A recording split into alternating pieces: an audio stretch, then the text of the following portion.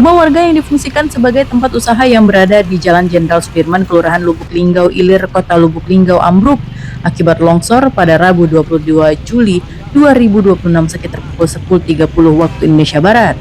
Rumah tersebut diketahui berdiri di kawasan daerah aliran sungai atau DAS.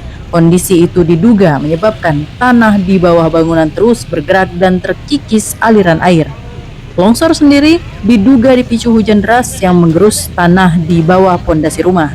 Karena di bawah rumah terdapat aliran air, pondasi bangunan menutup aliran tersebut sehingga tanah di bawahnya terus tergerus. Apalagi setelah hujan deras semalaman.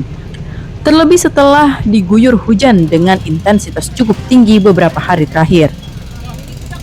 Selain itu, menurut Rustam, pemilik rumah, keretakan pada dinding rumah sebenarnya sudah terlihat sejak sepekan lalu dan kondisi tersebut sudah dilaporkan kepada RT dan lurah setempat. Saat kejadian, pemilik rumah sedang membongkar buah dagangannya ketika mendengar suara retakan dari bagian depan dan belakang bangunan. Usai mendengar retakan, penghuni rumah langsung keluar rumah dan menyelamatkan diri. Pak Rustam, berapa lama tinggal sini, Pak? Setahun, Pak. Oh, setahun ya. Tapi waktu itu belum separah ini? Belum, Bang. Belum. Ya? Oh, iya. Ini tempat usaha kita apa memang kita tinggal juga di sini atau kontrak?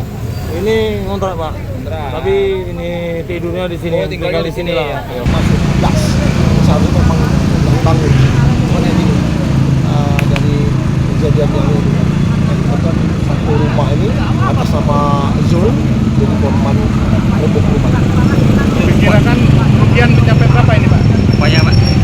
Kerugian belum bisa disampaikan karena rumah dan masyarakat karena masih evakuasi barang-barang berharga di dalam karena yang kita takutkan rumah itu masih terus roboh dan cek tadi karena di bawah itu air terus mengalir persis di bawah fondasi rumah itu.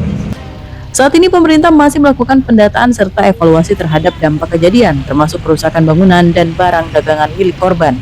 Pemerintah juga menentukan langkah penanganan lanjutan di lokasi longsor guna mencegah kejadian serupa.